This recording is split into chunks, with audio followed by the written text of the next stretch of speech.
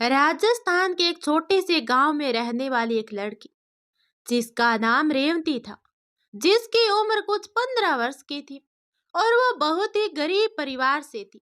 वो तीन बहनें अपने माता पिता के साथ रहती थी। उसके पिता बहुत कम पैसे कमाते थे। उन पैसों से उनका पूरा परिवार का खर्चा नहीं चल पा रहा था। इसीलिए तो रेवती और उसकी माँ दोनों एक ठाकुर के यहाँ काम करती थी और अधिराज सिंह एक ठाकुर परिवार के बेटे थे। उनके पिता का नाम बलवंत ठाकुर और उनकी माँ का नाम कल्याणी देवी था। एक दिन बलवंत और कल्याणी मंदिर गए तो वहां पंडित जी से बलवंत ने अपने बेटे अधिराज की कुंडली दिखाई तो पता चला कि अधिराज की जीवन आयु बहुत कम है। ये सुनकर बलवंत और कल्याणी बहुत घबरा गए क्योंकि उनका सिर्फ एक ही बेटा था और वो दोनों अपने इकलौते बेटे से बहुत प्रेम करते थे। उन्होंने पंडित जी से कहा कि आप इसका कोई हल बताइए, जो चाहिए होगा वो हम आपको देंगे, बस आप हमारे बेटे को किसी भी तरह से बचा लीजिए। तो पंडित जी बोले, जी हम इसका हल निकालते हैं और कल आपकी हवेली पर आकर आपको बताते हैं। अभी आप लोग जाइए और हाँ, चिंतित मत होइएगा, हम हल जरूर निकालेंगे। ये सुनकर बलवंत और कल्याणी दोनों की चिंता थोड़ी कम हुई और फिर दोनों अपने हवेली लौट आए।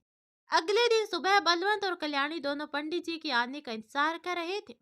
फिर कुछ ही समय के बाद पंडित जी हवेली पहुंचे और पंडित जी को देखकर बलवंत और उनकी पत्नी कल्याणी खड़े हो गए और पूछने लगे कि कुछ उपाय मिला।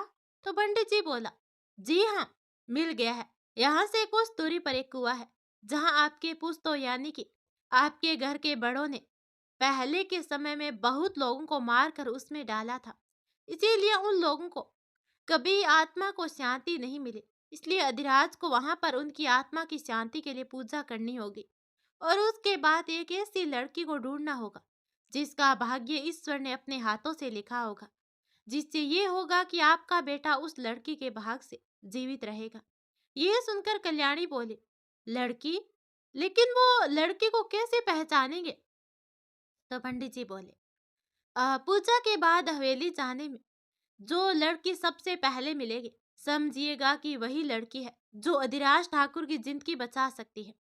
क्योंकि जिन लोगों को कुएं में डाला गया था उसी का श्राप चढ़ा है अधिराज पे।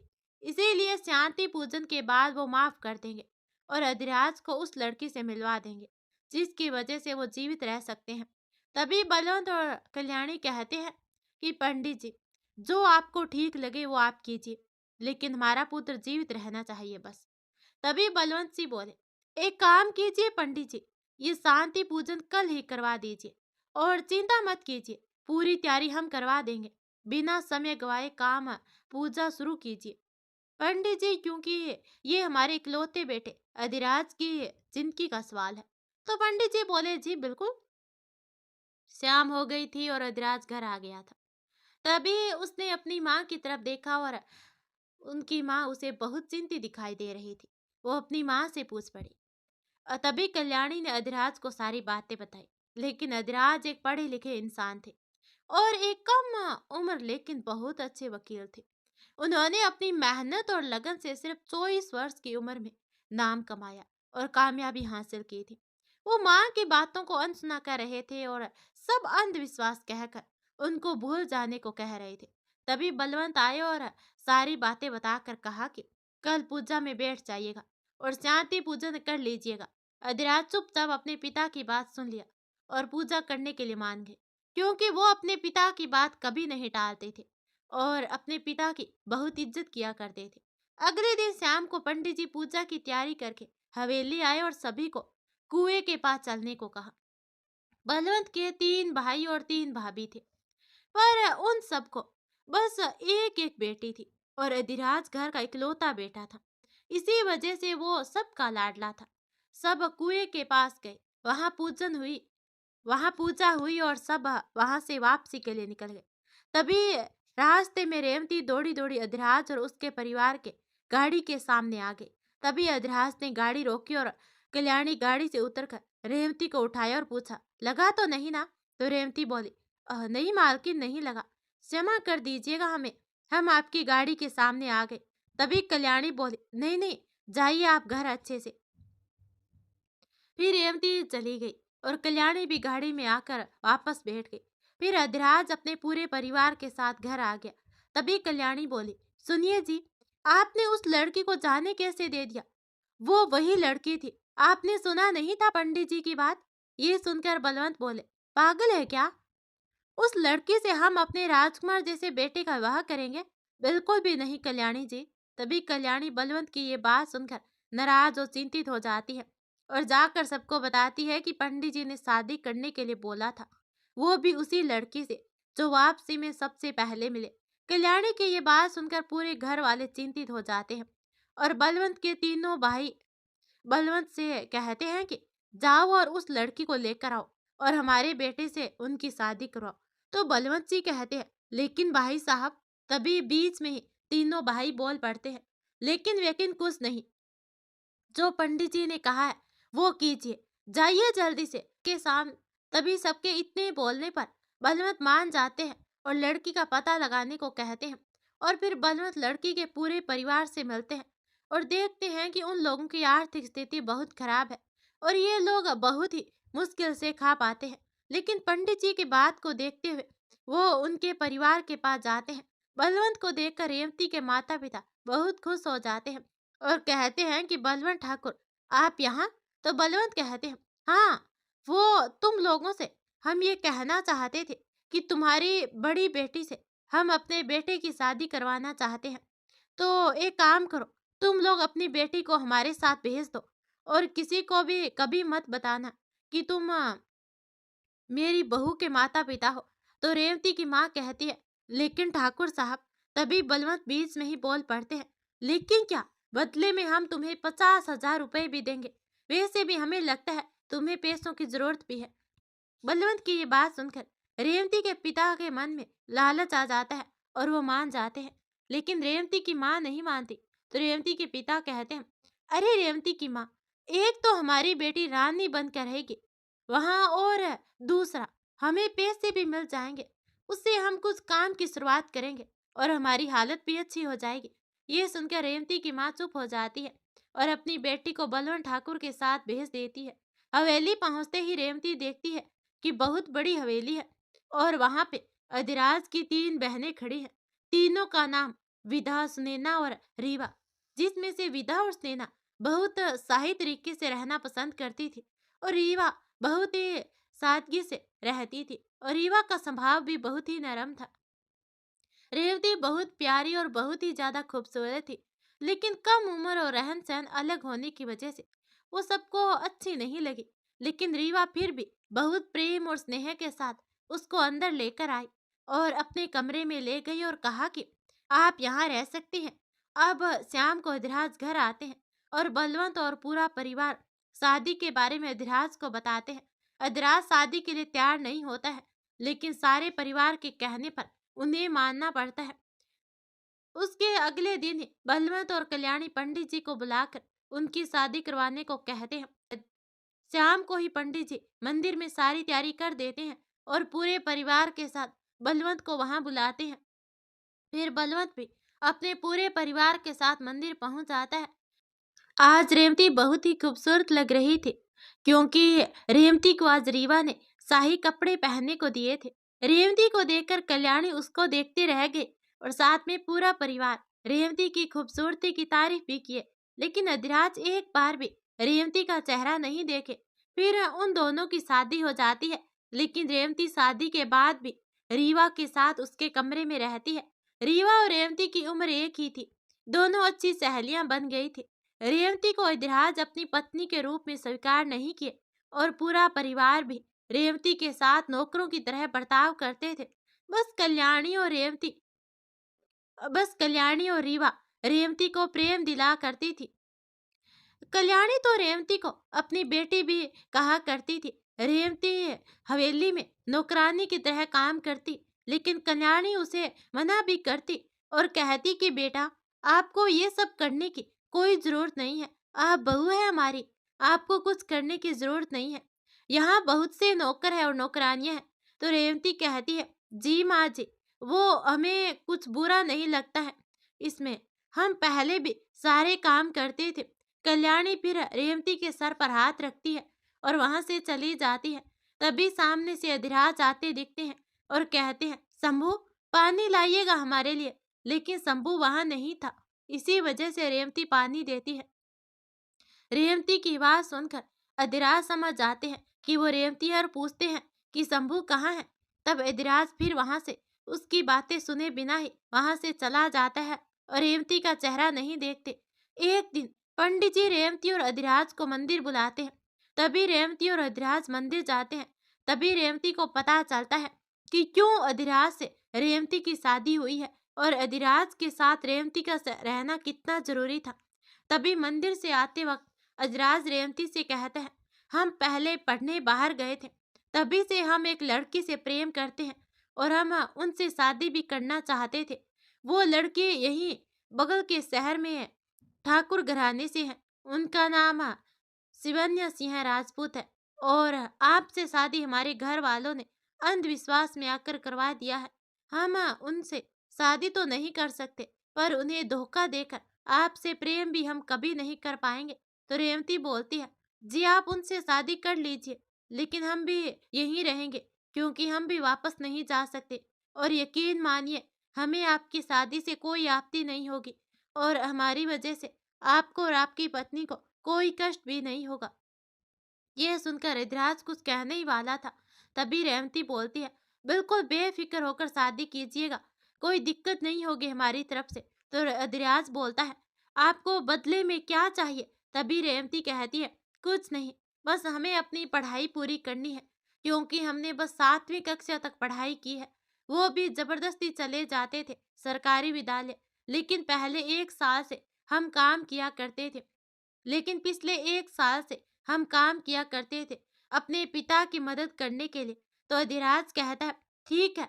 अधिराज घर जाकर शिवन्या के बारे में पूरे परिवार को बताते हैं।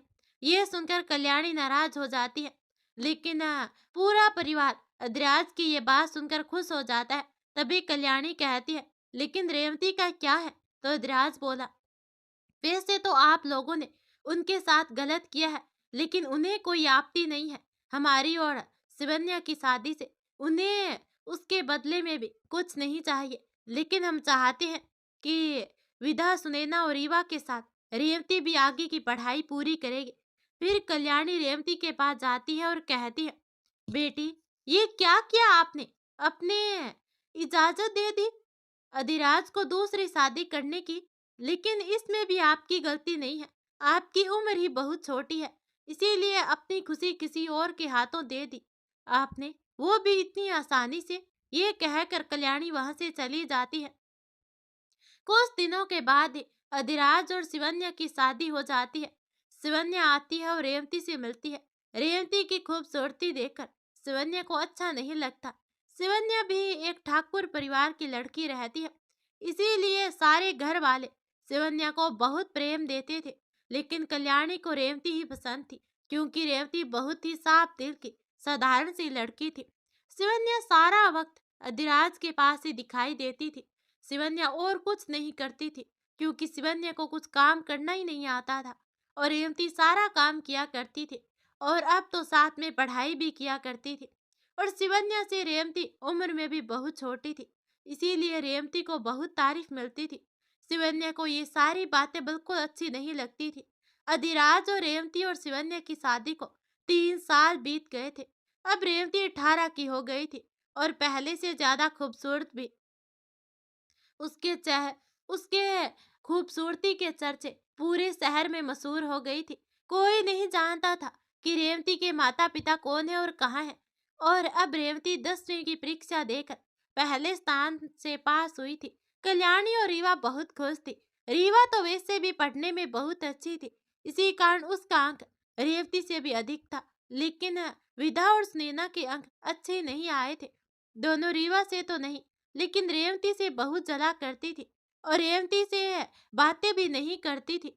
यही सब देखकर एक दिन शिवन्या अधिराज से बोली, सुनिए, क्यों ना हम रेवती को शहर भेजते आगे की पढ़ाई के लिए, उन्हें कामयाबी मिलेगी।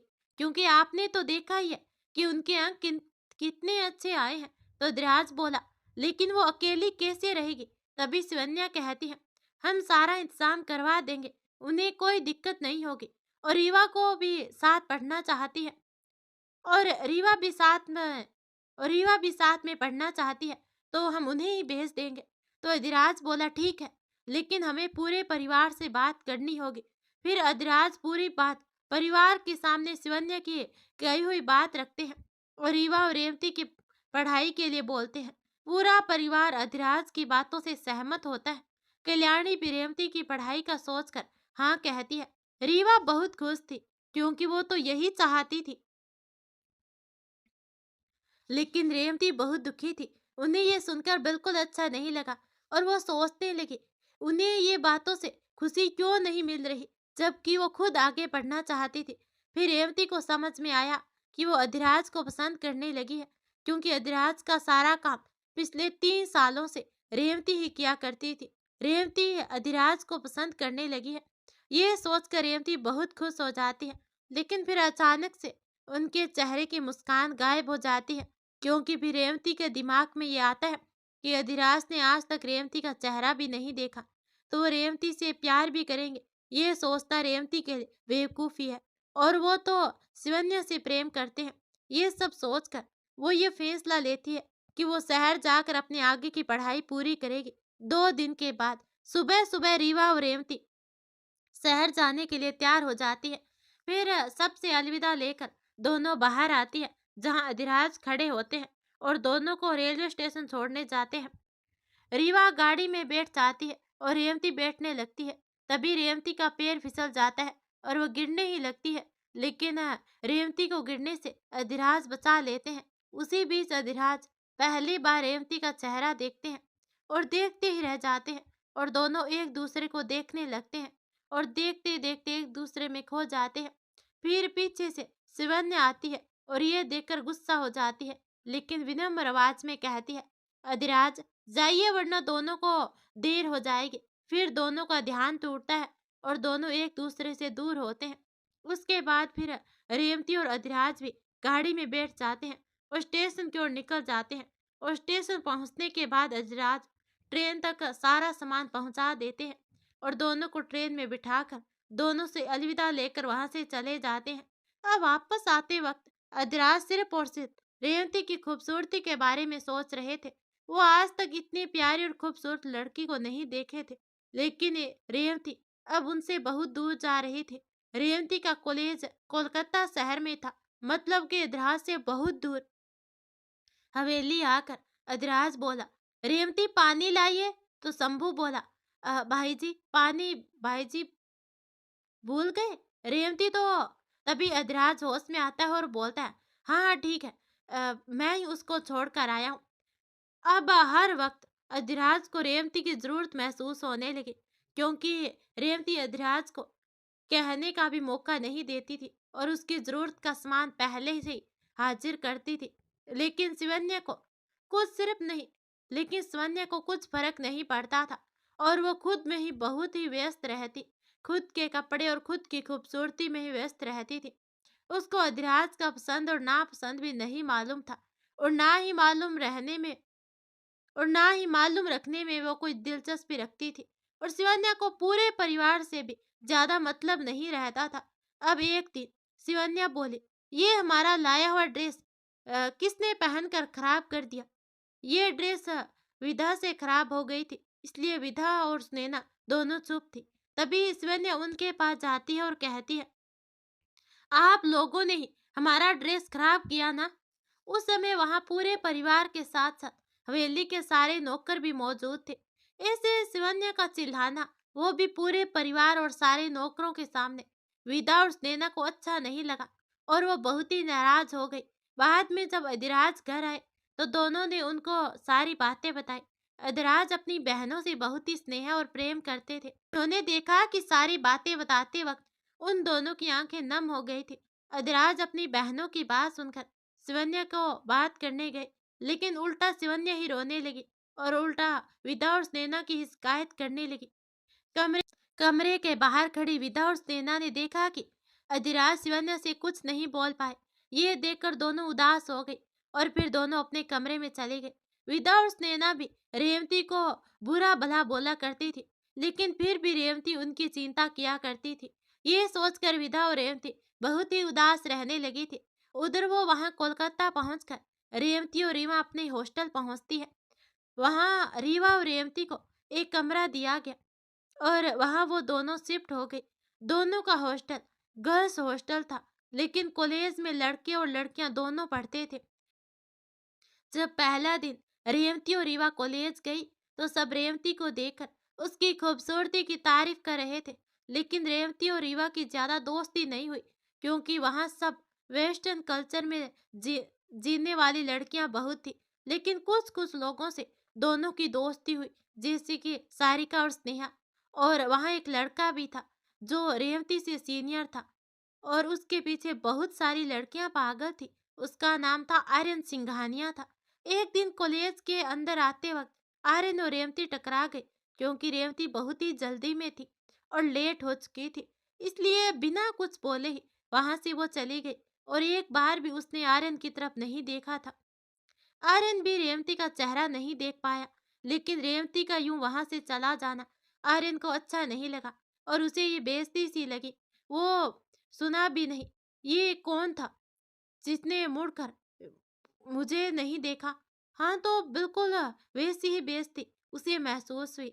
उसे लगा कि ये कौन सी लड़की थी जिसने मेरी वैल्यू भी नहीं की, क्योंकि आर्यन के लिए तो क्लास क्या, लड़कियां सब कुछ छोड़ने को तैयार हो जाती है। इतने में वहां आर्यन का मित्र राहुल आता है।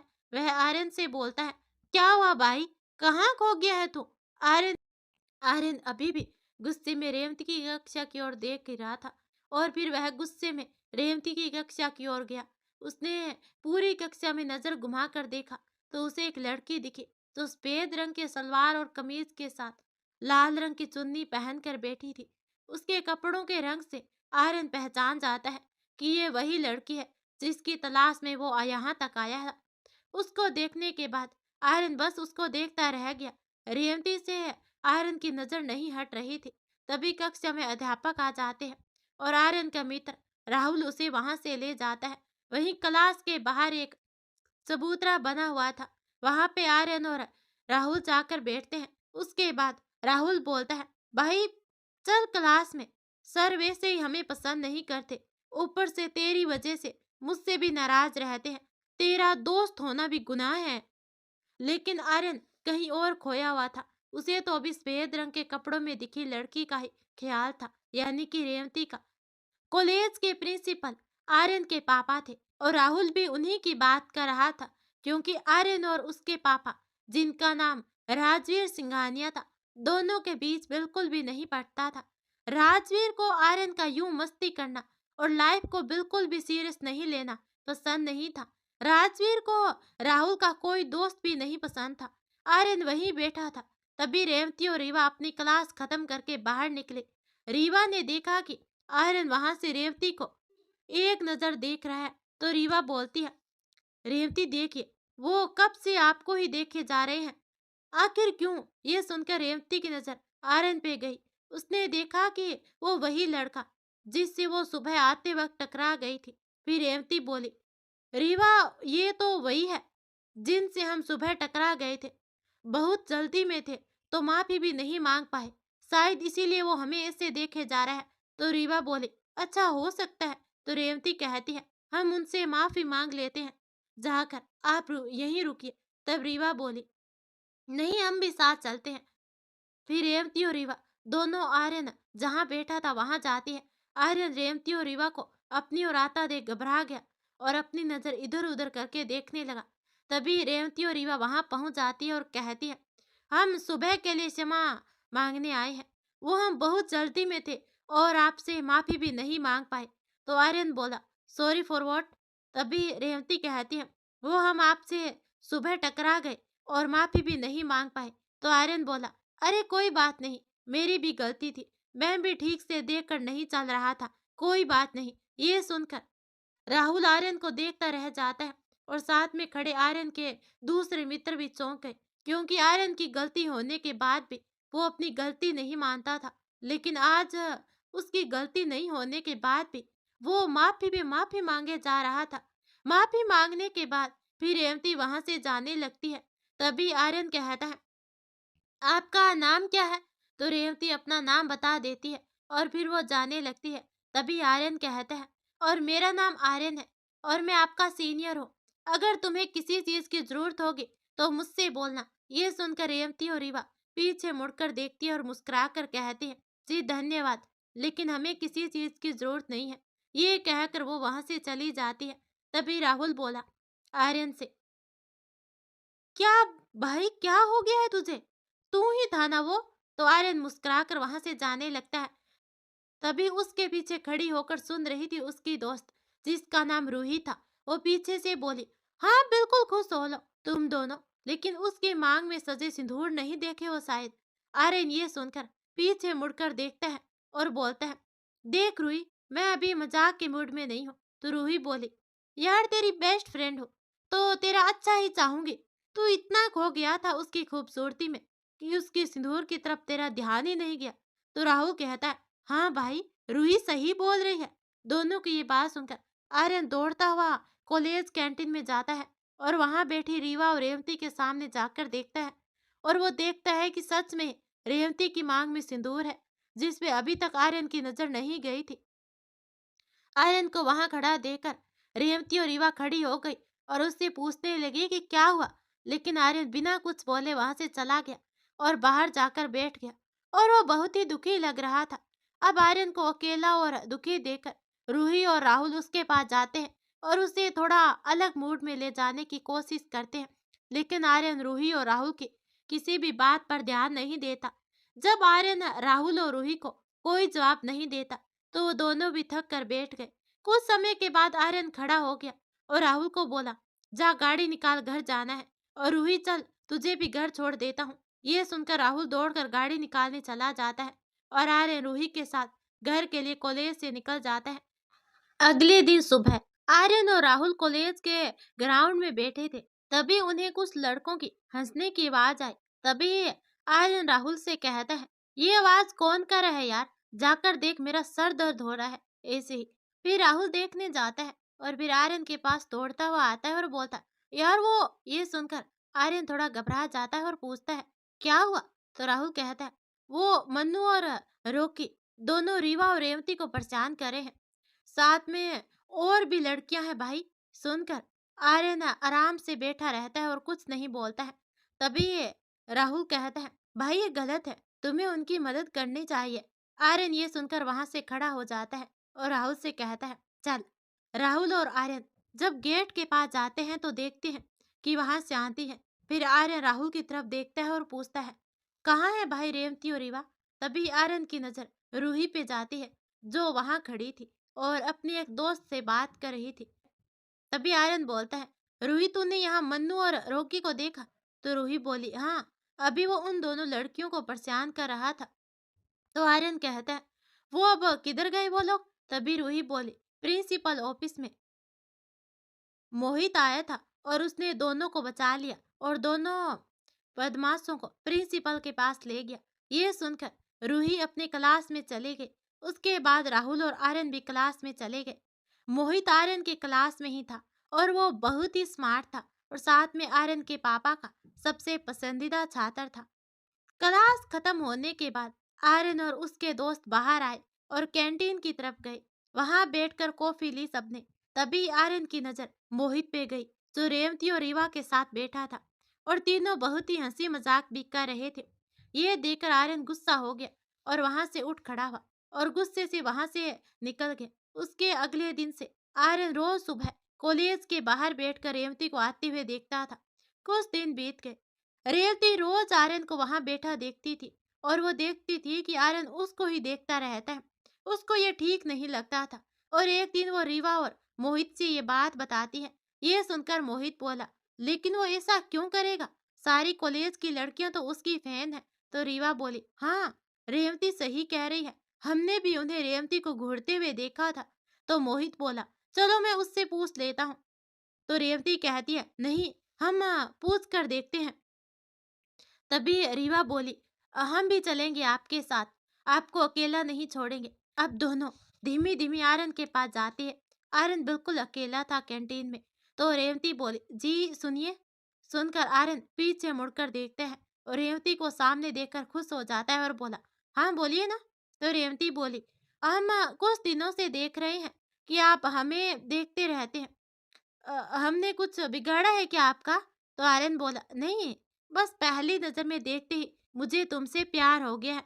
और ये कहते कहते आर्यन रेवती का दोनों हाथ पकड़ लेता है। ये सुनकर रेवती रीवा की तरफ देखती है और आर्यन से अपना हाथ छुड़ाकर रीवा का हाथ पकड़कर दोनों वहां से भाग जाती है और कॉलेज के ग्राउंड में पहुंच जाती है और वहां लगे बेंच पर बैठ जाती है। तभी रेवती कहती है, ये क्या हो रहा है हमारे साथ, और सब बुरी चीजें हमारे साथ ही क्यों होती है? तो रीवा कहती है, प्लीज रेवती, चुप हो जाइए, कुछ भी मत बोलिए, अब सब सही हो रहा है। हम अचानक से आर्यन की बात सुनकर डर गए, लेकिन आर्यन का ये बात हमें सही लगा। आखिरकार आपको भी जिंदगी जीने का हक है। भाई ने तो आपको एक बार भी नहीं देखे, वो आपसे प्रेम भी नहीं करते और आर्यन आपसे प्रेम करते हैं। हम तो कहेंगे कि आप एक बार अपने बारे में भी सोचिएगा। दोनों बात ही कर ही रहे थे, एक लड़का आता है और बोलता है कि आर्यन और मोहित की लड़ाई हो रही है। ये सुनकर वो भाग जाती है और देखती है कि दोनों भयानक तरीके से मार फाड़ किए जा रहे हैं। रेवती और रीवा जाकर दोनों की लड़ाई छुड़वाती है। तभी रीवा कहती है, मोहित ये सब क्या है? तो मोहित कहता है, वो मैंने इससे पूछा कि ये रेवती को क्यों देखता है, तो ये लड़ाई करने लगा और बोल रहा था कि तू रेवती को मेरे से दूर ले जाएगा। मुझे तो पागल लगता है ये लड़का। तो रेवती बोली, हाँ पागल ही है, वो भी रेवती के प्यार में। ये सुनकर मोहित कहता है, फिर भाई तू मुझे क्यों मार रहा था? उसके पति को मारना? तो आर्यन बोलता है, तुम रेवती के आजू बाजू घूमते रहते हो तो तुम्हें ही पड़ेगा ना। तभी मोहित कहता है, हाँ, क्योंकि मैं रीवा से प्यार करता हूँ और इसीलिए मैं रेवती के साथ नहीं, रीवा के साथ रहता हूँ। ये सुनकर आर्यन अपना सर नीचे करके मोहित से कहता है, सॉरी भाई। मोहित फिर मुस्कुरा कर, कोई बात नहीं, और फिर धीमी आवाज में कहता है, रेवती अच्छी लड़की है और उसका पति जो है उसने दूसरी शादी कर ली है, तो तुम इससे शादी कर सकते हो। मोहित की सारी बातें सुनकर आर्यन खुश हो जाता है और रेवती के पास जाता है और बोलता है कि तुम्हें अगर सोचने का वक्त चाहिए तो ले लो, मैं इंतजार करूंगा। रीवा और विदा और स्नेहा छोटी थी, इसीलिए उन्हें अधिराज और रेवती की शादी शराब की वजह से हुई है, ये नहीं बताया गया था। और ना ही रेवती को ये बातें पता थी। उसे भी ये लगता था कि अधिराज किसी और से प्रेम करते थे, इसीलिए उसे नहीं अपना पाए और सिर्फ परिवार वाले के दबाव के कारण रेवती से शादी किए थे। अब आर्यन हमेशा रेवती के आसपास ही दिखाई देने लगा। वो अब अपने दोस्तों के साथ भी बैठता कम वो अब अपने दोस्तों के साथ भी बैठना कम कर दिया था। रेवती को आर्यन का यूं साथ रहना अच्छा लगने लगा था। आर्यन रेवती का बहुत ख्याल रखता था। एक दिन रात को आर्यन हॉस्टल के नीचे खड़े होकर रेवती को बाहर आने को कह रहा था। रीवा कैसे भी करके रेवती को बाहर भेज देती है। बाहर आकर रेवती आर्यन से पूछती है, क्या हुआ, इतनी रात को आप यहाँ? फिर आर्यन रेवती की आंखों में देखकर बोलता है, तुम्हें देखने को दिल चाह रहा था, इसीलिए आ गया। रेवती को उसकी ये सारी बातें बहुत अच्छी लग रही थी। दोनों काफी वक्त साथ में गुजारे। उसके बाद रेवती हॉस्टल जाने लगती है। तभी आर्यन कहता है, अच्छा सुनो, आई लव यू। लेकिन रेवती कोई भी जवाब नहीं देती। तो आर्यन कहता है, अरे मैडम जवाब तो दो। तो रेवती बोली, इसका जवाब हम कल देंगे, बाय। आर्यन फिर वहां से चला जाता है। अगले दिन आर्यन कॉलेज में रेवती का इंतजार कर रहा था, लेकिन रेवती क्लास के समय तक भी कॉलेज नहीं आई। कुछ समय के बाद आर्यन को रीवा का फोन आता है और रीवा कहती है, रेवती हॉस्टल वापस नहीं आई, कहाँ है वो? ये सुनकर आर्यन डर जाता है और बोलता है, क्या? लेकिन कल तो रात को कुछ 12 बजे रेवती वापस चली गई थी, लेकिन वो हॉस्टल नहीं गई तो कहाँ गई? तो रीवा कहती है, पता नहीं, अब क्या करें? तो आर्यन बोलता है, मैं आता हूँ, तुम मुझे हॉस्टल के पास वाले रेस्टोरेंट में मिलो और मोहित को भी बुला लेना, मैं राहुल के साथ आता हूँ। अब सब एक साथ रेस्टोरेंट पहुंच गए। आर्यन बहुत ही परेशान लग रहा था। राहुल उसे बार बार शांत कर रहने को बोल रहा था। तब रीवा और मोहित वहां पहुंचे तो आर्यन रीवा से पूछने लगा, कब से गायब है रेवती? रीवा वापस बात को दोहराते हुए बोली, जब से वो तुमसे मिलने गई थी तब से वो वापस नहीं आई। तो आर्यन बोला, हम सबको जल्द ही रेवती को ढूंढना पड़ेगा। तो रीवा कहती है, हाँ लेकिन कैसे करें? तो आर्यन बोला, एक काम करते हैं, सबसे पहले हॉस्टल के गेट के पास वाले सीसीटीवी का फुटेज देखते हैं। उसके लिए हमें हॉस्टल की कुछ लड़कियों की मदद चाहिए। तो रीवा बोली, ठीक है, दो तो हमारी दोस्त है, सारिका और स्नेहा। उसके बाद कल होते ही आर्यन अपने दोस्तों के साथ हॉस्टल गया। वहां रीवा और उसके फ्रेंड वहां के वॉचमैन को अपनी बातों से उलझा कर रखी थी। उसी बीच आर्यन लड़की के कपड़े पहनकर हॉस्टल के अंदर चला गया और मेन रूम में जाकर सीसीटीवी फुटेज देखने लगा।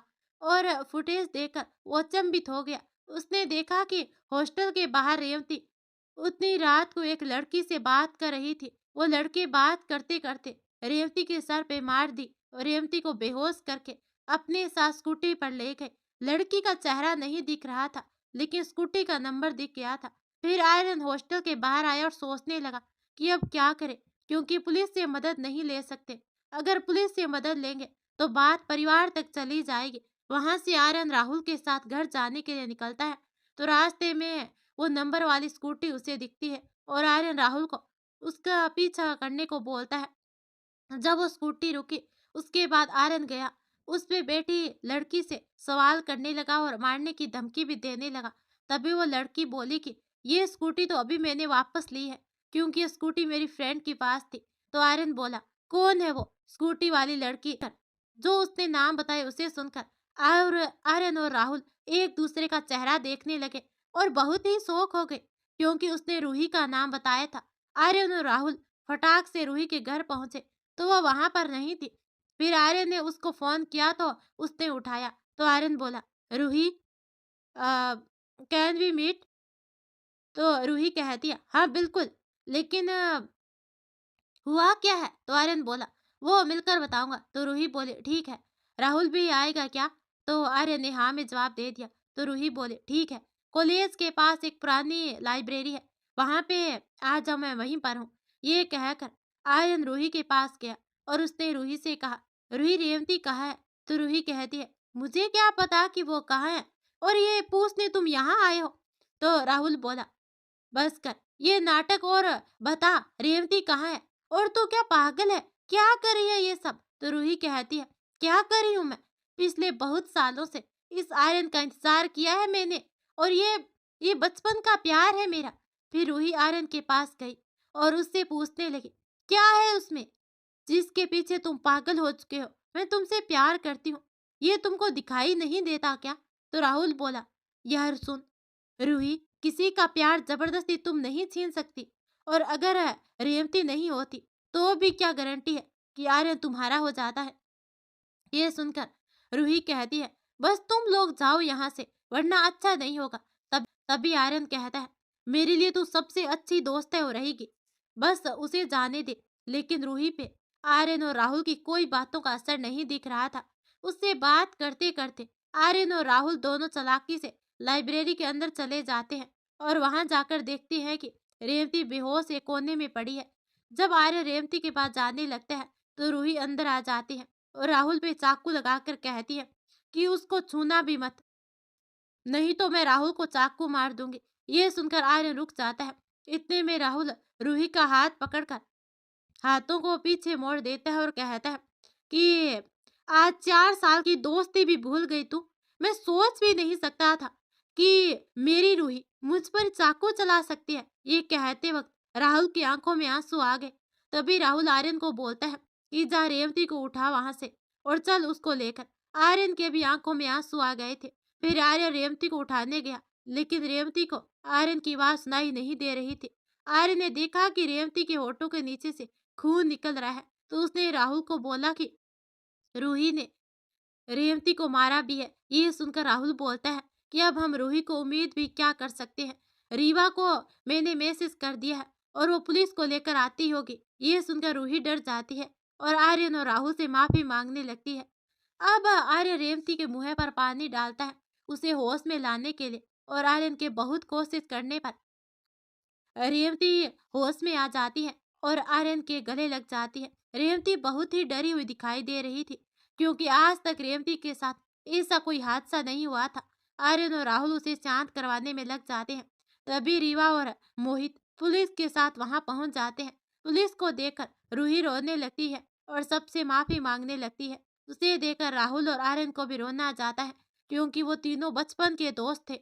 और आर्यन रेवती के सामने अपना सर नीचे करके बैठ जाता है और बोलता है कि जो सजा देनी है मुझे दे दो, लेकिन इसे माफ कर दो। तभी राहुल भी कहता है ये भी हम दोनों से प्यार करती है, इसलिए हम दोनों को मिलने वाली सजा भी इसके लिए सजा ही होगा। ये सुनकर रूही रेवती के पैरों के सामने बैठकर माफी मांगने लगती है और बोलती है कि नहीं, मैंने गलती की है तो सारी सजा मुझे ही मिलनी चाहिए, इन दोनों को नहीं। ये सब देखकर रेवती कहती है कि आप तीनों की दोस्ती को सलाम है। एक गलती करता है तो दूसरी गलती का एहसास भी करवाता है, और फिर उस गलती को तीनों मिलकर सुधारते भी हो। मैं रूही को माफ करती हूँ और मुझे कोई केस भी नहीं करना है। सॉरी इंस्पेक्टर सर, लेकिन इसे मैं एक मौका देना चाहती हूँ।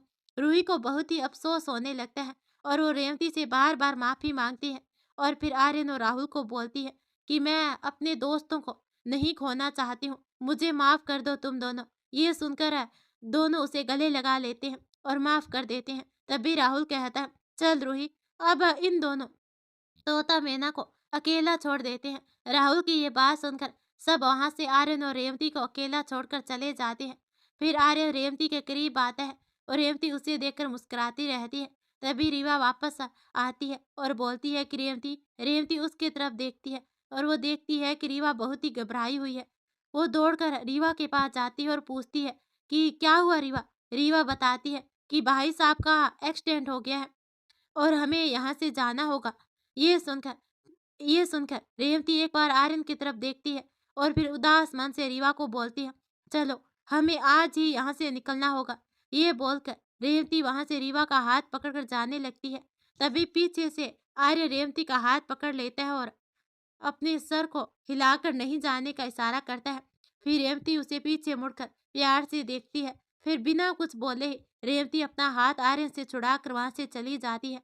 वहां से निकलकर रेवती कल्याणी जी को फोन करती है और पूछती है मम्मा, अधिराज कैसे हैं और ये सब कब और कैसे हुआ। तो कल्याणी जी बताती है बेटा वो अधिराज काम से जा रहा था और उनके साथ ये हादसा हो गया। सोनिया भी साथ में थी, उन्हें भी चोट आई है। हमने कहा था अधिराज से कि आपको दूर ना भेजे, लेकिन हमारी कोई सुनता भी नहीं है, कहीं पंडित जी की बात सच ना हो जाए। कल्याणी की मुंह से ये बात सुनकर रेवती ने पूछा कि माँ, पंडित जी ने क्या कहा था। तब कल्याणी जी ने रेवती से सारी बातें बताई और वहां खड़ी रीवा भी कल्याणी की बात सुन रही थी। जब कल्याणी की बात खत्म हुई तो रेवती की आंखों में आंसू आ गए और उसने पूछा कि यही कारण बस हमें बापू सा ने हमारे माता पिता से खरीद कर लाया था। तो कल्याणी जी कहती है बेटा ये मत बोलिए, मेरे ईश्वर जानते होंगे कि मैंने अपनी बेटी से बढ़कर माना है आपको। रेवती ये सुनकर कहती है चलिए, ईश्वर ने एक माँ तो दी है हमें, नहीं तो एक माता पिता ने हमें पैसों के लिए छोड़ दिया।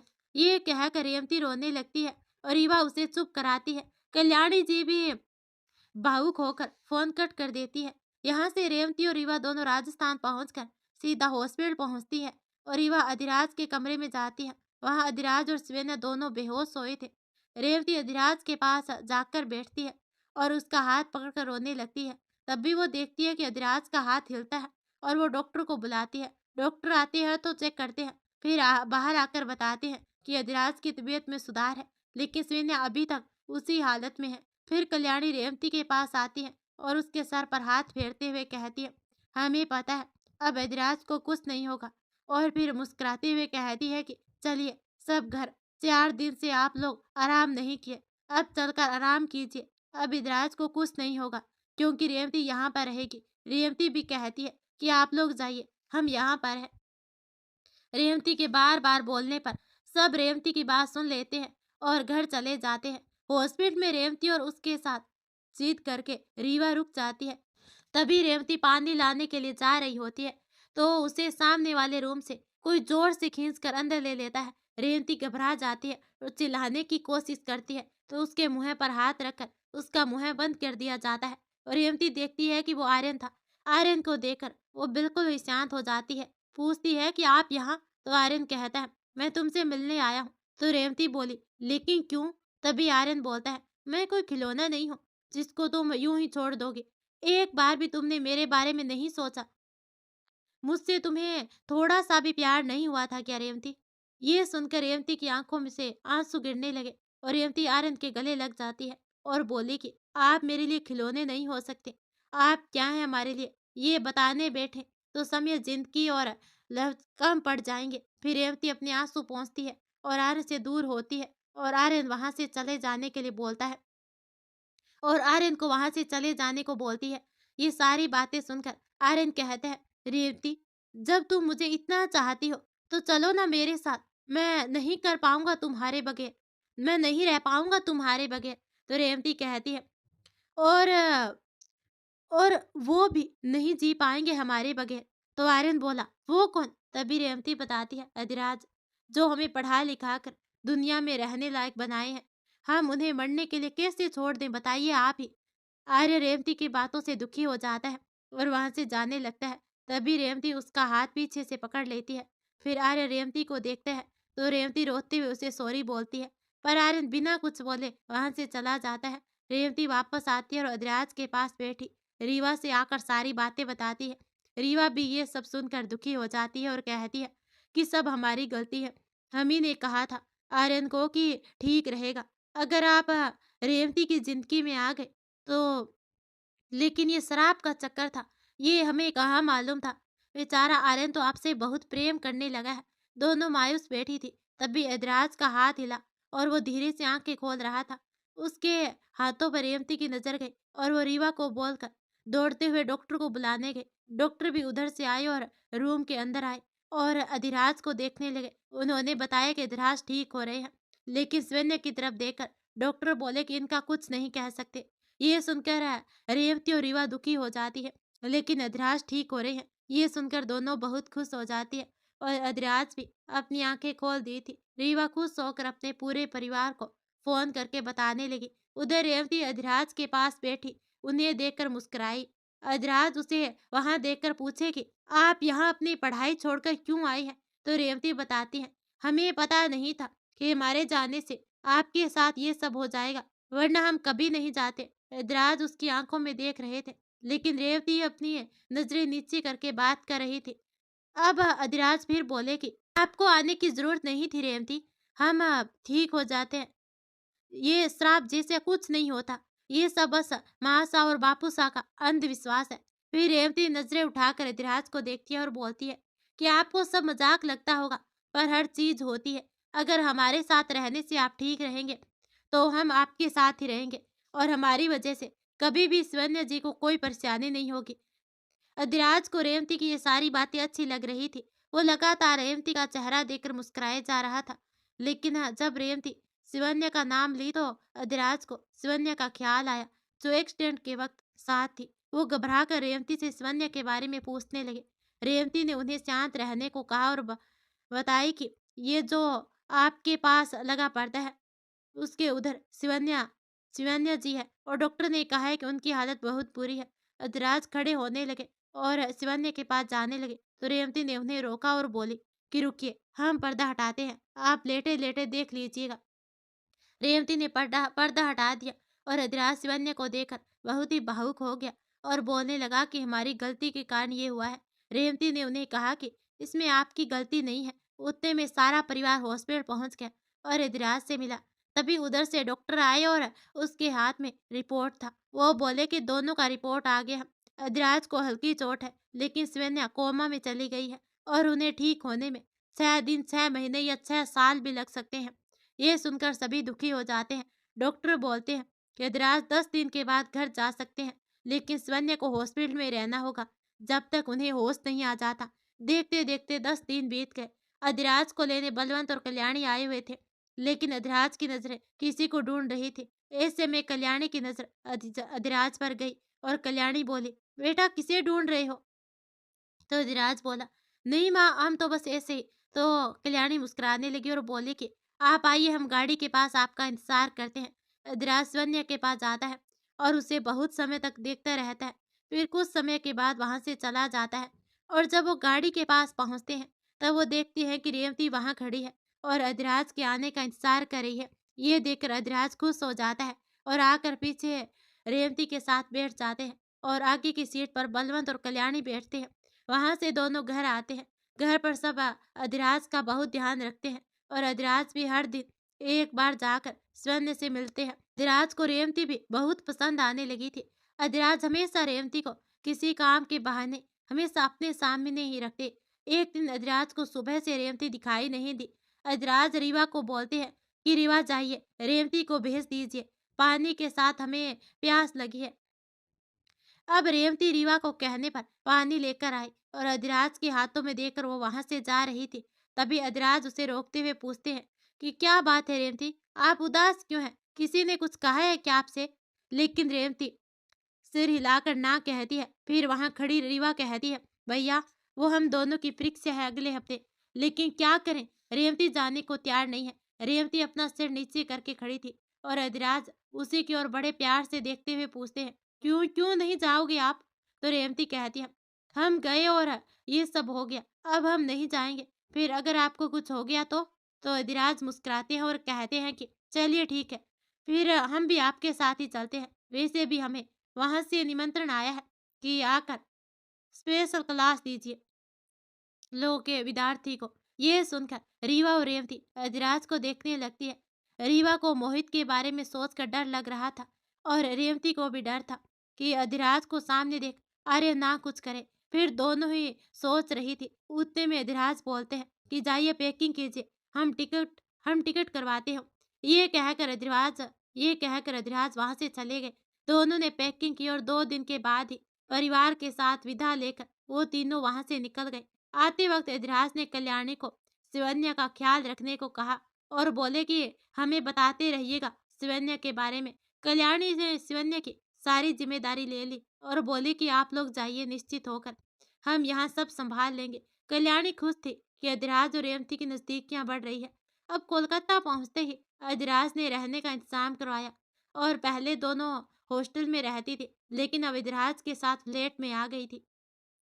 अगली सुबह दोनों कॉलेज गए और वहां गेट पर ही आर्यन, राहुल, रूही, मोहित सब बैठे थे। रीवा को देखकर मोहित दौड़ता हुआ आया, पर रीवा ने उसको कोई बात नहीं की और फोन करने को कहा, लेकिन रेवती एक बार भी अपनी नजरें उठाकर आर्यन की तरफ नहीं देखी।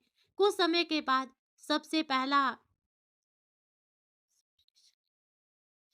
इंस्पिरेशन क्लास अधिराज आर्यन के क्लास में ही था, यानी कि सबसे पहले अधिराज आर्यन की क्लास में क्लास लेने गए। जब अधिराज क्लास ले रहे थे तो तब तक आर्यन को पता नहीं था कि ये रेवती का पति है। जब क्लास की छुट्टी हुई तब सारे विद्यार्थी से अधिराज मिले और सबको अधिराज बहुत पसंद आए। क्लास की कुछ लड़कियां तो अधिराज के लुक्स की तारीफ भी कर रही थी, क्योंकि अधिराज बहुत ही ज्यादा स्मार्ट और हैंडसम थे। आर्यन को तो अपनी तारीफ सुनने की आदत थी बस, और सारी लड़कियां उसकी दीवानी थी। लेकिन अधिराज के आने के बाद क्लास की सारी लड़कियां अधिराज की तारीफ कर रही थी और जहां देखो वहां सिर्फ अधिराज की ही बातें चल रही थी। यह सब आर्यन को बिल्कुल भी अच्छा नहीं लग रहा था। जब अधिराज क्लास खत्म करके क्लास से बाहर आया तो देखा कि रेवती अपनी क्लास से बाहर खड़ी है, वो भी अकेले। उसे अकेले देख अधिराज वहां गए और रेवती से पूछे कि रेवती आप यहाँ क्या कर रही है? तो रेवती कहती है, जी वो रीवा अपने दोस्त को बाहर छोड़ने गई है, इसलिए मैं उसका इंतजार कर रही हूँ। फिर हम दोनों कैंटीन में जाकर कुछ नाश्ता करेंगे। तो अधिराज बोला, वाह, आपको पता है हमें भी भूख लग रही है, क्या हम भी आप दोनों को ज्वाइन कर सकते हैं? रेवती अपना सर नीचे करके खड़ी थी और उतने में रीवा की आवाज आई, जी भाई साहब बिल्कुल चले। फिर तीनों कैंटीन की तरफ गए, लेकिन वहां उन तीनों को एक साथ जाते हुए देख राहुल ने देख लिया था। वो जाकर आर्यन को बताया कि अधिराज रेवती और रीवा के साथ जा रहे थे कैंटीन की तरफ। ये सुनकर आर्यन राहुल को बोलता है कि शांत रहो, याद नहीं मोहित के साथ भी कुछ ऐसा ही हुआ था? तो राहुल कहता है, हाँ भाई, लेकिन तभी बीच में टोकते हुए आर्यन बोलता है, बस बस अब चल, मुझे भी भूख लगी है, कैंटीन में चलते हैं। तब आर्यन और राहुल कैंटीन आए। आर्यन ने राहुल से बोल दिया था कि मत सोच उन सब चीजों के बारे में, लेकिन आर्यन खुद राहुल की बातें लेकिन आर्यन राहुल की कही बातों को भूल नहीं पा रहा था और कैंटीन जाते ही सबसे पहले रेवती को ढूंढा। उन पर और उसके सामने वाले टेबल पर बैठ गया। राहुल ऑर्डर करने गया, तब तक आर्यन की नजर रेवती पर ही टिकी थी, लेकिन रेवती अपना सर नीचे करके बैठी हुई थी। दूर बैठा आर्यन को कुछ समझ में नहीं आ रहा था। अधिराज नाश्ता करके वहां से निकल गए और रीवा और रेवती भी वहां से जाने लगी। तभी आर्यन और राहुल भी कैंटीन से निकलने लगे। रास्ते में राहुल और रीवा टकरा गए और दोनों में बहुत ही ज्यादा झगड़ा शुरू हो गया। उस समय भी आर्यन एक नजर से रेवती को देखे जा रहा था, लेकिन रेवती अपना सर नीचे करके खड़ी थी और रीवा को रोक रही थी, वहां से चलने को कह रही थी। तभी वहां अधिराज आ जाते हैं और वो रीवा और राहुल को शांत रहने को बोलते हैं और दोनों ही क्लास में फिर सारे अपने अपने क्लास में चले जाते हैं। तभी मोहित आता है और क्लास में बैठे आर्यन को आकर बताता है कि भाई, बाहर कोई रेवती को मोंटी और उसका ग्रुप परेशान करे है गेट के पास। ये सुनकर आर्यन गुस्से में क्लास के बाहर आता है तो देखता है कि अधिराज रेवती का हाथ पकड़ कर रखे हैं, क्योंकि अधिराज को भी मोंटी के बारे में पता चल गया था। इसलिए अधिराज रेवती का हाथ पकड़कर उसे मोंटी के पास ले जा रहे थे। लेकिन आर्यन ये देखकर गुस्सा हो जाता है और सोचता है कि ये भी रेवती को रोज परेशान करता है, पहले इसे भी तो देख लूं। अब आर्यन अधिराज के सामने जाता है और बोलता है, अबे सुन, तू ही है ना जो रेवती को इतने दिनों से परेशान कर रहा था। अधिराज उसे देखने लगता है। उतने समय में आर्यन आकर एक पंच मारता है। तभी अधिराज को भी गुस्सा आ जाता है और वो भी उसे मारने लगता है। दोनों में लड़ाई शुरू हो जाती है। तभी रेवती बीच में आते हैं और आर्यन को अपनी ओर बीच अपनी ओर खींचकर एक चांटा मारती है और कहती है, ये हमें परेशान नहीं कर रहे थे, ये हमारे पति है और ये हमें मोंटी से बचा रहे थे। हमें आपकी जरूरत नहीं है, समझे आप। उस समय रेवती की आंखें बिल्कुल आर्यन की आंखों में थी। ये देखकर रेवती अधिराज का हाथ पकड़कर वहां से चली गई। वहां से जाने के बाद अधिराज, रेवती और रीवा कैंटीन में बैठे थे। फिर अधिराज ने एक सवाल किया कि वो कौन है और उसने रेवती के लिए इतनी चिंता क्यों दिखाई। रेवती कुछ नहीं बोली। फिर रीवा ने बताया कि वो हर लड़की को बचाता है भाई साहब, वो प्रिंसिपल सर का बेटा है। तो अधिराज बोलता है, ओ फिर तो बहुत अच्छा है। फिर अधिराज रेवती की तरफ देखता है, पर रेवती उनकी तरफ एक बार भी नहीं देखती। फिर अधिराज बोलते हैं कि हमें प्रिंसिपल सर से मिलना है, हम आते हैं। ये कहकर अधिराज वहां से चला जाता है। फिर रीवा रेवती से बोलती है कि जब आप आर्यन को थप्पड़ मारे तो पूरा कॉलेज वहां खड़ा था और उसे तो लगा कि अधिराज भाई भी आपको परेशान कर रहे हैं। आपको नहीं लगता रेवती कि आपने आर्यन को थप्पड़ नहीं मारना चाहिए। तो रेवती कहती है, हाँ हमारी गलती है कि हमें आर्यन से प्यार हो गया, जबकि हम जानते हैं कि ये गलत है, लेकिन फिर भी गलती की है। लेकिन अब जब हम आर्यन के साथ नहीं रह सकते तो कुछ ऐसा करना होगा कि वो हमसे नफरत करने लगे। तो रीवा कहती है, लेकिन ये तो गलत होगा, उसके साथ उन्हें और तकलीफ होगी। तभी रेवती कहती है, हमारे पास कोई और दूसरा रास्ता नहीं है। ये कहते वक्त रेवती की आंखों में आंसू आ जाते हैं। तभी उधर से राहुल आता है और रेवती को बहुत ही भला बुरा सुनाता है। रेवती उसकी तरफ देखती तक नहीं है और चुपचाप वहां बैठी रहती है। रीवा भी कुछ बोलने लगती है तो रेवती उसे बोलने से मना करती है। तभी आर्यन वहां आता है और राहुल को रेवती पर चिल्लाता देखता है और वहां जाकर राहुल को रोकता है और वहां से राहुल को ले जाता है। रेवती की आंखों में आंसू आ जाते हैं और वो रीवा को कहती है कि हम वॉशरूम से आते हैं, और ये कहकर वो वॉशरूम जाती है और वहां जाकर रोने लगती है।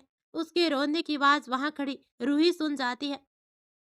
रूही उसके सामने जाती है और पूछती है कि क्या हुआ रेवती, तुम रो क्यों रही हो। रेवती उसे देखकर चुप हो जाती है और कहती है कि कुछ नहीं हुआ।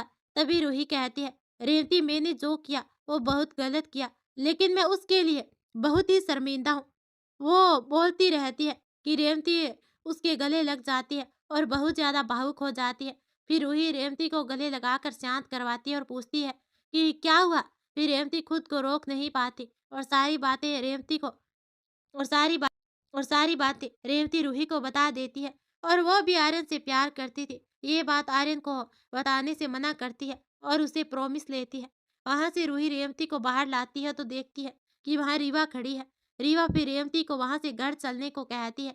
रास्ते में जाते समय रेवती रीवा को बताती है कि उसने रूही को सब बता दिया। तो रीवा बोली, लेकिन क्यों, ये सारी बातें आर्यन को बता देगी। तभी रेवती कहती है, हमें रहा नहीं गया और मैंने उसे सारी बातें बता दी, लेकिन उसने प्रॉमिस किया है कि वो आर्यन को नहीं बताएगी।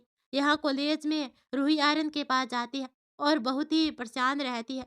उसे परेशान देखकर आर्यन पूछता है कि क्या हुआ? लेकिन रूही उसे कुछ नहीं बताती और बोलती है कि मैं घर कैसे जाऊँ? मेरी स्कूटी खराब हो गई है, इसलिए परेशान थी। तो आर्यन कहता है, बस इतनी सी बात, राहुल छोड़ देगा तुझे।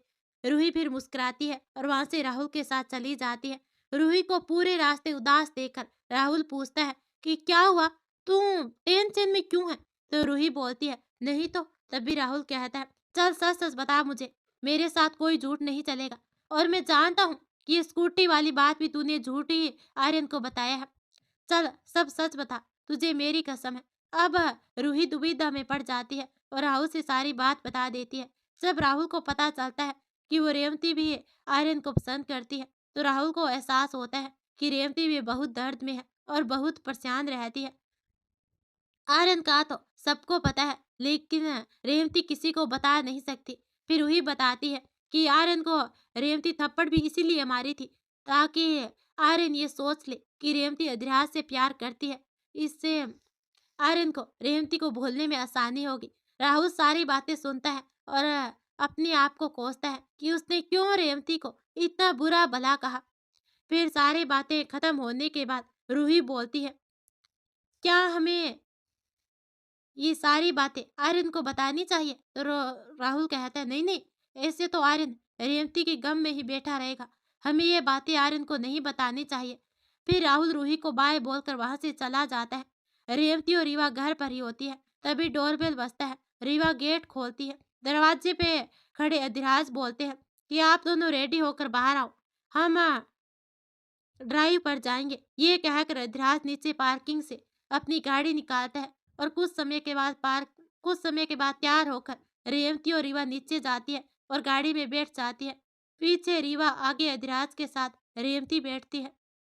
वहां से निकलने के बाद अधिराज मॉल जाता है और वहां पर गाड़ी रोकते हुए बोलता है कि चलिए आज हम शॉपिंग करते हैं। रीवा खुश हो जाती है, गाड़ी से एक्साइटेड होकर बाहर आती है, लेकिन रेवती कार में ही बैठी रहती है। तभी अधिराज नीचे उतरते हैं और रेवती की तरफ का दरवाजा खोलकर रेवती को बाहर आने के लिए बोलती है।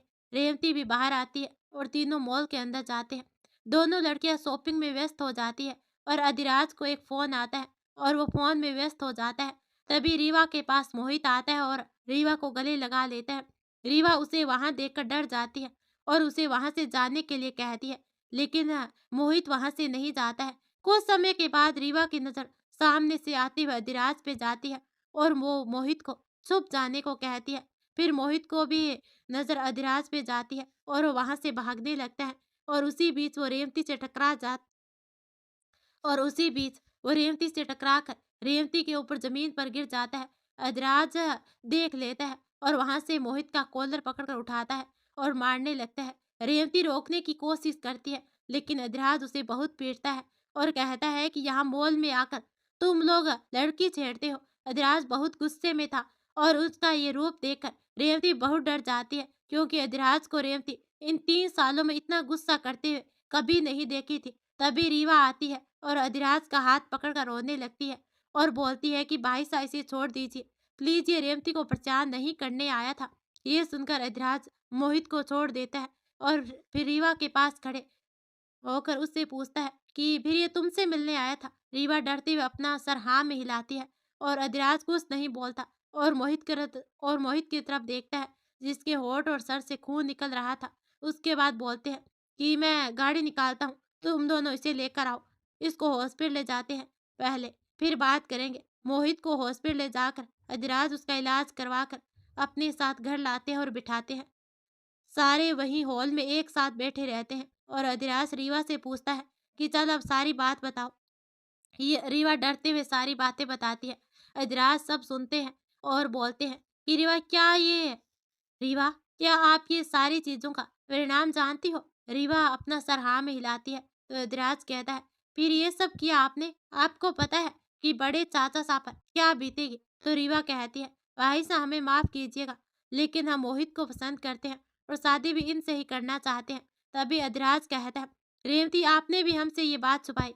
तो रेवती बोले, जी जी, वो हमें डर लग रहा था। अधिराज सोचने लगता है और मोहित से पूछता है कि पापा क्या करते हैं, और कुछ अन्य सवाल भी पूछते हैं। तो मोहित कहते हैं, हमारे पापा गवर्नमेंट जॉब करते हैं, माँ शिक्षक हाई स्कूल में, और एक छोटी बहन है, एक मैं हूँ अपने परिवार में। अधिराज सारी बातें सुनते हैं और फिर वहां से चुपचाप उठकर चले जाते हैं। अधिराज को जाता देख रीवा सोच में पड़ जाती है, और कुछ समय के बाद मोहित भी अपने घर चला जाता है। जब शाम को अधिराज वापस घर आता है तो रीवा गेट पर खड़े होकर अधिराज का इंतजार कर रही थी। अधिराज अंदर आते हैं तो रीवा पूछती है कि कहाँ गए थे भाई साहब, आपने कुछ बोला नहीं। तभी अधिराज कहता है, इसमें बोलना क्या है, बहुत आसान है, समझाना कि आपकी शादी मोहित से नहीं होगी। तो रीवा रोते हुए कहती है, लेकिन भाई। तभी अधिराज बीच में बोल पड़ता है, बस अब कुछ मत बोलिए, और हमारे साथ बदतमीजी करने का सोचिएगा भी नहीं। तो रीवा चुप हो जाती है और उसकी आंखों में आंसू आ जाते हैं। उसकी आंखों में आंसू देखकर अधिराज मुस्कुराने लगता है और कहता है कि बस बस, रोना बंद कीजिए, हम अपनी तीनों बहनों को रोता हुआ कभी नहीं देख सकते। ये सुनकर रीवा अधिराज की तरफ देखकर एक आशा भरी नजरों से देखती है। तो अधिराज मुस्कुराते हुए खड़ा रहता है। पीछे से मोहित और उसके परिवार को बुलाते हैं और कहते हैं कि लो रीवा, आपकी खुशी हम ले आए हैं। ये सुनते रीवा अधिराज के गले लगकर रोने लगती है और कहती है, you are the best brother in the world. तो अधिराज कहता, आई नो। अब ये सब हमारे साथ राजस्थान जाएंगे, और आप दोनों भी चलिए। जाइए, पैकिंग कीजिए, शाम की ट्रेन है। शाम बीत जाती है और सब जाने के लिए निकल जाते हैं। रीवा बहुत परेशान रहती है कि घर वाले क्या करेंगे और क्या सोच रहे होंगे।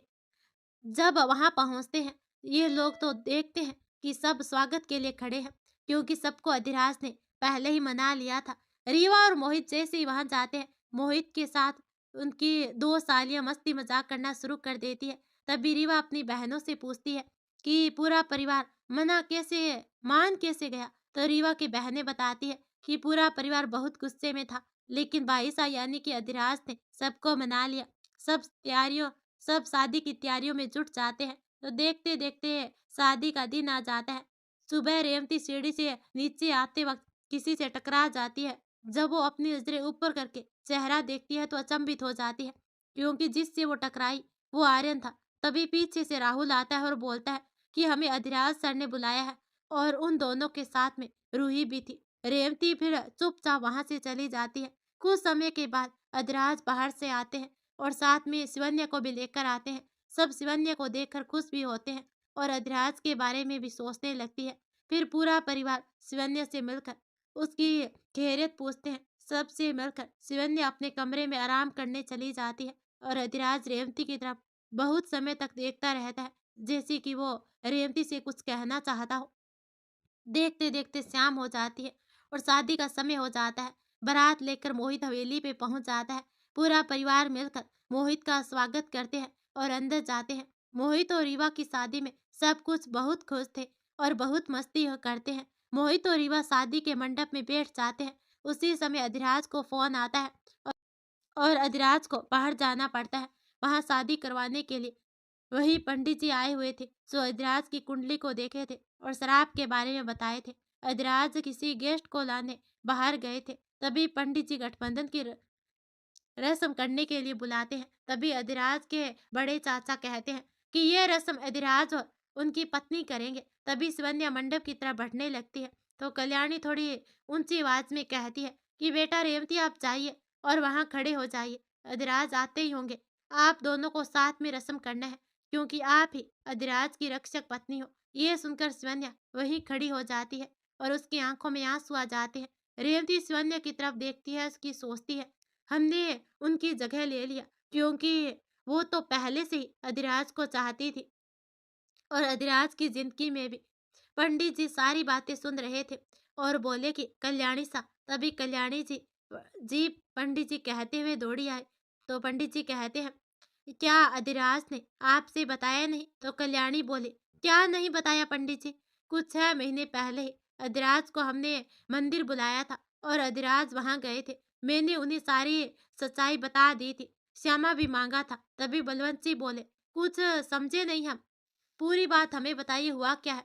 सारे परिवार वाले पंडित जी की बातों से परेशान हो गए, उनके बताने का इंतजार कर रहे थे।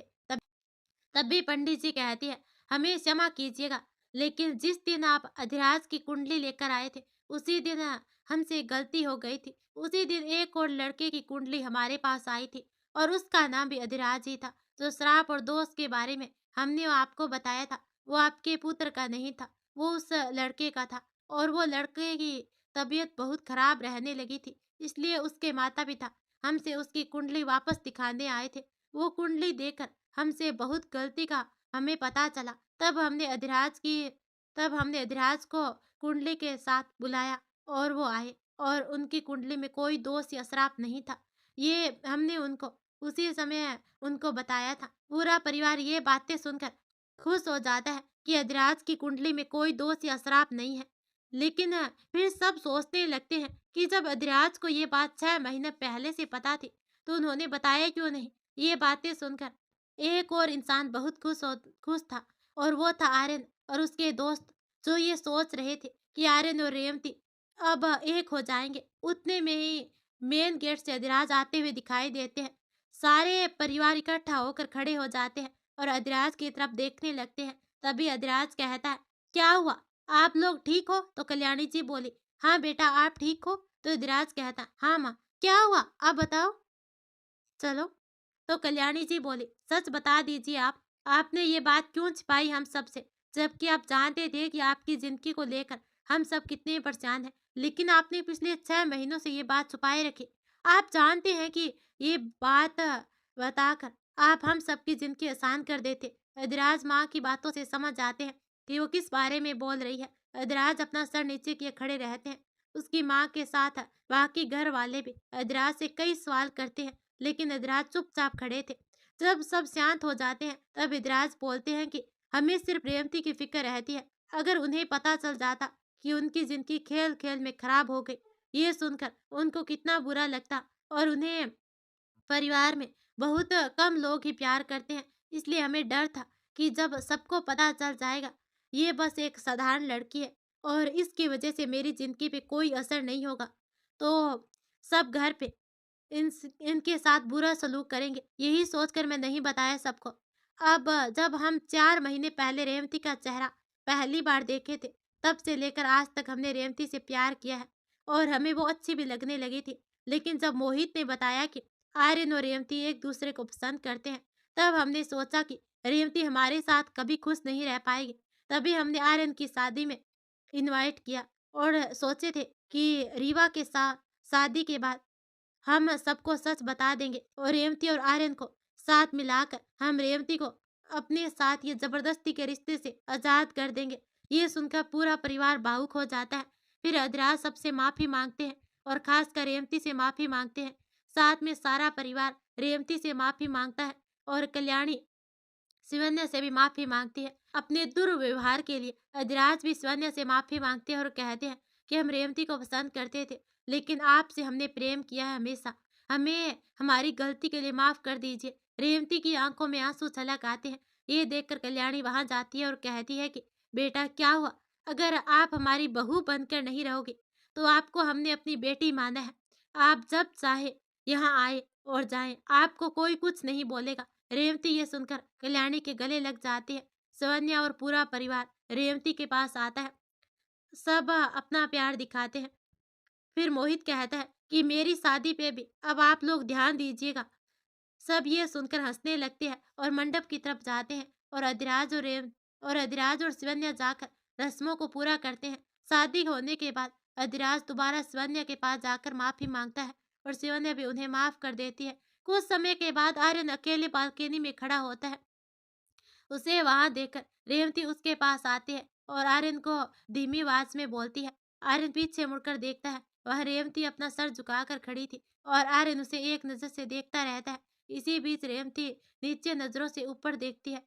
वो देखती है कि आर्यन उसे ही देख रहा था। वो फिर बहुत हिम्मत करके आर्यन की आंखों में देखती है। जब वो आर्यन की तरफ देखती है, वैसे आर्यन दूसरी तरफ अपना चेहरा कर लेता है। ये देखकर रेवती की आंखों में आंसू आ जाते हैं और वो वहां से जाने लगती है। तभी आर्यन पीछे से रेवती का हाथ पकड़ लेता है और अपनी ओर खींचकर गले लगा लेता है और बहुत समय तक रेवती को गले लगाए रखता है। रेवती कहती है कि हम आपको पसंद करते थे। हमें खुद से ज्यादा आपकी चिंता थी कि आप अपनी जिंदगी कैसे अच्छे से जिए। सारी बातें सुनकर आर्यन भारी आवाज में कहता है कि रेवती, तुम्हें लगता है कि मैं तुम्हारे बिना अपनी जिंदगी में आगे बढ़ जाता? शायद मैं वहीं रह जाता हमेशा के लिए। दोनों फिर बालकनी से बाहर की ओर देखने लगते हैं और रेवती आर्यन का हाथ थामकर वहां खड़ी हो जाती है और वहीं पे खड़े होकर दोनों बातें करने लगते हैं। कुछ समय के बाद रीवा की विदाई का समय हो जाता है और सारे परिवार वाले हॉल में इकट्ठा हो जाते हैं। तभी अधराज कहता है, रेवती आप ही अपना बैग ले आइए, हमने सबके साथ आपका भी टिकट करवा दिया है। तो रेवती कहती है, लेकिन तभी बीच में ही अधिराज मजाकिया तरीके से कहता है, लेकिन वेकिन कुछ नहीं, जल्दी जाइए, नहीं तो फिर हम आपको जाने नहीं देंगे। ये बात सुनकर सबके होठों पर मुस्कान आ जाती है और रेवती फिर अपना बैग लेने चली जाती है। जब वो बैग लेकर नीचे आती है तब तक सारे लोग वहां कार में बैठ चुके थे। सारे परिवार वाले भी स्टेशन रीवा और मोहित को छोड़ने जाते हैं। रेवती देखती है कि सब जा चुके हैं लेकिन आर्यन वहीं खड़ा था। वो नीचे आकर पूछता है कि बाकी घर वाले चले गए? तो आर्यन कहता है, नहीं, अभी कार में बैठे हैं। तब रेवती कहते हैं, आप फिर यहाँ क्या करें? तो आर्यन कहता है, तुम्हारा साथ दे रहा हूँ और जिंदगी भर दूंगा, बिल्कुल ऐसे ही। सुनकर रेवती मुस्कुराती है और आर्यन को बाहर चलने का इशारा करती है। दोनों बाहर आते हैं तो देखते हैं कि सारी गाड़ियां जा चुकी है, बस राहुल और रूही एक कार के साथ खड़े थे। आर्यन पूछता है कि बाकी सब चले गए? तो राहुल कहता है, हाँ भाई, सब चले गए। तुम दोनों को तुम दोनों का रोमांस खत्म हो गया तो अब हम चले? अब दोनों मुस्कुराने लगते हैं और कहते हैं, हाँ चलो। सारे गाड़ी में बैठकर स्टेशन जा रहे होते हैं। तभी रूही कहती है, हमें माफ कर देना आर्यन। आर्यन उसकी तरफ देखता है और पूछता है, किस बात की माफी? तो रूही कहती है, हमें और राहुल को पता था कि रेवती तुमसे प्यार करती है, लेकिन रेवती ने कसम दी थी कि नहीं बताना आर्यन को, और उसने थप्पड़ भी इसीलिए मारी थी ताकि तुम उससे नफरत करने लगो और उसे भूल जाओ। आर्यन मुस्कुराता है और कहता है, कोई बात नहीं, अंत भला तो सब भला। और रेवती की तरफ देखता है और उसकी आंखों में आंखें डालकर बोलता है, मैडम, आप मेरे बारे में गलत सोची थी। आपका पीछा ना कभी छोड़ा है और ना ही कभी छोड़ूंगा, समझी आप मैडम? अब रेवती मुस्कुराकर अपना सर हाँ में हिलाती है। सब लोग स्टेशन पहुंच जाते हैं और वहां सबको अलविदा बोलकर रीवा, मोहित और मोहित का सारा परिवार साथ में आर्यन, रेवती और उसके दोस्त राहुल और रूही वहां से ट्रेन में बैठकर चले जाते हैं। वहां पहुंचकर मोहित का पूरा परिवार रीवा का स्वागत बहुत ही धूमधाम से करते हैं। आर्यन रेवती को अपने घर अपने माता पिता से मिलाने लेकर जाता है, लेकिन आर्यन के माता पिता रेवती के बारे में जानकर रेवती को अपनाने से मना कर देते हैं। तभी रेवती आर्यन से कहती है कि आपके परिवार आपके लिए सबसे पहले, आप उनकी बात मानिए। आर्यन नाराज होकर कहता है कि अब और नहीं, मैं तुम्हारी कोई बात नहीं सुनना चाहता, तुम चुपचाप यहाँ खड़ी रहो। वो दूसरी तरफ जाकर राहुल को फोन करता है और उससे कहता है, और बात करने के बाद रेवती का हाथ पकड़कर वहां से ले जाता है। आर्यन के माता पिता देखते रह जाते हैं। आर्यन रेवती को लेकर मंदिर जाता है जहाँ रेवती देखती है कि राहुल और रूही ने सारा शादी का इंतजाम कर रखा है। रेवती आर्यन को मना करती है लेकिन आर्यन कुछ सुनने के मूड में नहीं होता है। फिर वो दोनों तैयार होने जाते हैं और कुछ समय के बाद आर्यन तैयार होकर मंडप में बैठ जाता है। पंडित जी फिर दुल्हन को बुलाते हैं तो रूही दुल्हन को लेकर आर्यन के बगल में बिठा देती है। आधी शादी की रस्में हो चुकी थी। उतने में आर्यन के माता पिता वहां पहुंच जाते हैं और कहते हैं कि हमें माफ कर दो आर्यन, हम रेवती को अपनी बहू के रूप में स्वीकार करते हैं। अगर तुम चले गए तो हमारा क्या होगा? हमारे तो तुम ही एक ही बेटे हो। ये सुनकर आर्यन नर्म हो जाता है और अपने माता पिता की बात मान लेता है। फिर सब ठीक हो जाता है और आर्यन रेवती के साथ अपने घर चला आता है। कल होते ही आर्यन के माता पिता अधिराज के परिवार को रेवती के रिश्तेदारी के रूप में बुलाते हैं। फिर दोनों की शादी पूरे धूमधाम से होती है और दोनों बहुत खुश रहते हैं। तो गाइस, कैसी लगी आपको ये कहानी मुझे कमेंट में जरूर बताना। धन्यवाद।